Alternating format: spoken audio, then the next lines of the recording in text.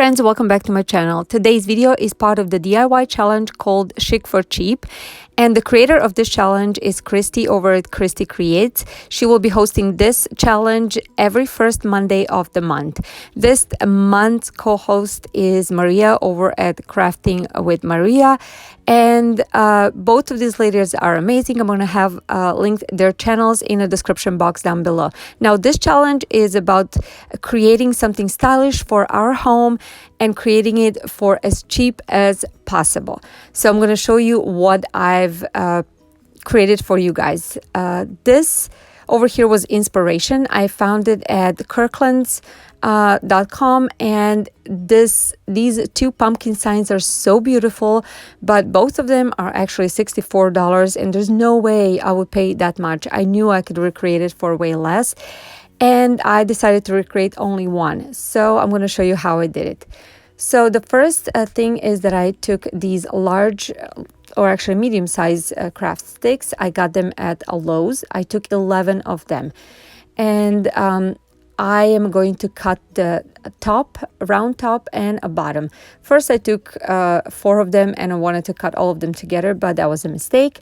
It's way easier to take one at a time. It definitely is better because otherwise they shift around and move around. So I am using my Exacto knife. I'm going to link this one in the description box. It is very affordable. I got it off of Amazon and it's very good. You can use anything you have. You can use utility knife to cut it or even scissors. So now you see over here I cut 9 the same size, and then 2 sides that I cut a little bit slanted on the edges, so you can create that end of the pumpkin.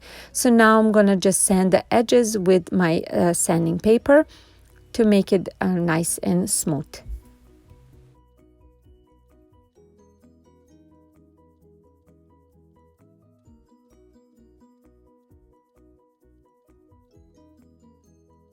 Next, I'm gonna take these small popsicle sticks, or actually craft sticks that I got from the Dollar Tree. I'm gonna need 4 of them, and I am going to attach them to the back of this mini pumpkin sign.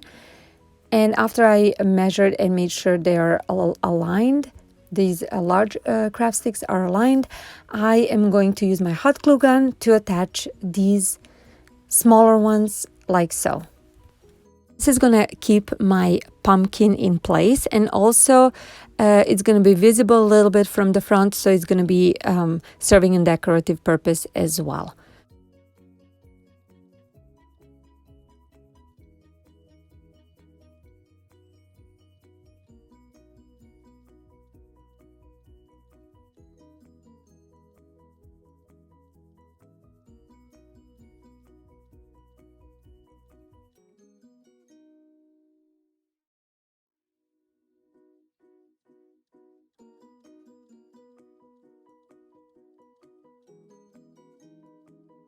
So after attaching all those craft sticks, I'm using my Rust-Oleum chalk paint in a linen white color to give it a distress. That's what I decided to do.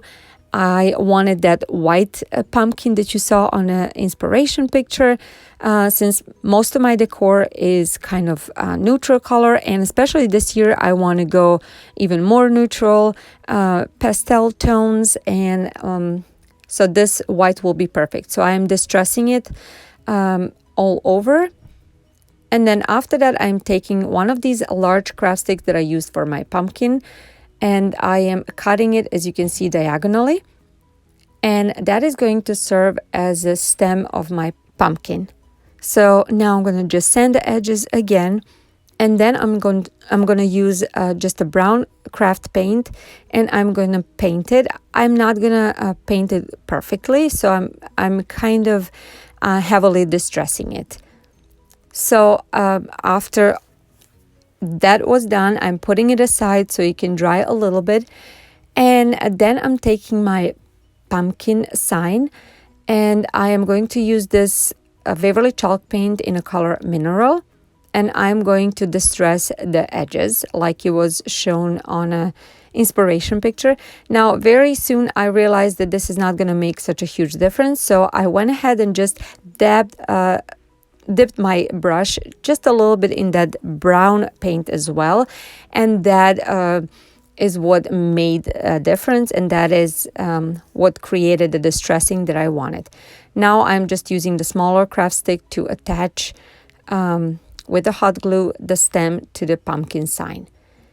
After that, I turn it around, and then I am going to use my pencil to freehand the word blessed, and I am constantly looking at the inspiration picture just because I'm not so comfortable doing the font on my own. So the good thing about using pencil over the chalk paint is that you can erase it with an eraser very easily if you make a mistake and if you don't press the pencil hard. So after doing this, I'm going to use just a regular brown marker that I had on hand. This one particularly has a very fine tip and a wider tip. So I'm going to use first fine tip to trace over the letters, the word blessed. And then after that, I'm going to go over some parts of the letters to with a wider tip, just to create that effect that was on inspiration pictures, that font that I really liked. And as you can see over here, I keep going back and forth looking at a picture. I mean, you see me go away and come back. I wanted to make sure I am doing it the right way. For this challenge, there will be a playlist in my description box. You can go ahead and check it out after watching my video. And you can see what other creators made on a budget, and you can get tons of inspiration, I'm sure.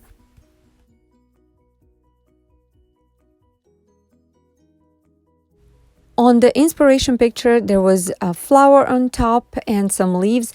I wanted to make it my own, and I wanted to add raffia. I had this raffia on hand, but you can purchase it at the Dollar Tree or anywhere else. Now, to create a bow with raffia, it is a little bit tricky just because it really doesn't want to stay tight. So after I created the shape that I want, I used a little bit of hot glue just to add it under the bow to make sure it stays in place. I cut off the axes on the tails, and I'm using these 2 leaves that I got off of from Dollar General last year, but I'm sure they still have it. And then on the inspiration, they're showing one piece of wood that you can attach your sign to, but since I already had this holder that I made a long time ago in one of my videos from Jenga blocks, I'm going to be using that. And this is how my sign turned out. I am so happy. I love how it looks. I think it's very stylish, and it's fall because I'm going to start creating the fall pieces now. And it really represents me. This is totally my style, and these are the colors that I love, and they matches my decor. And I think total I spent maybe $1.50 on this project. So if you're not new to my channel, I want to welcome you. I really hope you will stick around, watch my other videos, and decide to subscribe. I would love to have you. Also, don't forget to look for me on a social media as well. Now on to my second project. The inspiration for this were these beautiful stone-looking pumpkins and pears. I saw them everywhere, and this particular one that you can see that has a hefty price was from Pottery Barn. So I had this one, this little pumpkin from the Dollar Tree. I purchased it last year, and I know they still have it because I think I saw it last week when I was at my Dollar Tree. I love the texture of it, and I absolutely love everything except the color. Now, this one over here is very similar, also from the Dollar Tree. It is a foam pumpkin. So what I'm going to do, I'm going to use this caulk that I purchased at the Dollar Tree. And on the ceramic pumpkin, I'm not going to add any caulk. And then I'm going to go ahead and add it to my foam pumpkin. Now, the reason why I'm adding caulk is because I wanted that stone texture to be visible. This foam pumpkin is smooth, and I don't want a smooth surface. So you can if you're doing this, you can add as much or as a little as you would like. You can create really texture that you would like. What I did was just spreading with my fingers, and I was going into those indentation that already existed, and I just made them look more visible. So after putting all the caulk that I wanted, this is how it looked like, and I left it overnight to dry. After it was completely dried, this is how it looked like. You can see there is already some texture on it. So I'm gonna use my Waverly chalk paint in a color mineral. That is the closest color that reminds me of that stone look. So first I'm gonna just go ahead and paint my ceramic pumpkin, and that's all I'm gonna be doing it to this pumpkin, because I think it's absolutely perfect. It just needed this color to it to make it look like inspiration. Next, I'm gonna do the same thing to my caulked pumpkin. I am gonna go all over with my mineral color. It was very easy to paint. I never really painted before the caulked any kind of object. It was very easy to paint, and you know that chalk paint dries very fast. After that, I'm using this brown acrylic paint to paint the stem.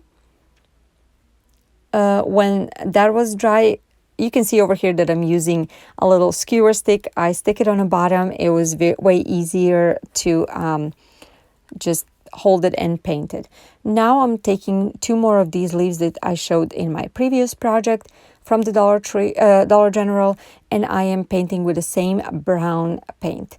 I'm using brown paint because it is very similar to what my inspiration looked like, and again, I wanted to go with very simple scheme, simple colors this year. Now I'm taking this wire, I'm cutting 2 little pieces, and I'm wrapping them around my marker, and those are gonna create those little stems, or actually, what are they called? I don't even know, that are next to stems. I'm sure somebody will help me, how are they called. So I'm going to put them where I want it, and I'm going to paint them again with the brown. I don't know if it would be easier if I painted them earlier, but this worked out as well. After I painted both of them, I am going to add my leaves that I painted previously. I'm going to use just a hot glue gun to attach those 2 leaves. And I thought I was done, but I kind of realized that it looked a little bit plain on the top. So I decided to use my brush that already had mineral paint on it and just lightly distress those leaves. And after that, this was completely done. And this is how my pumpkins turn out. I really, really love them. I think they definitely look stylish.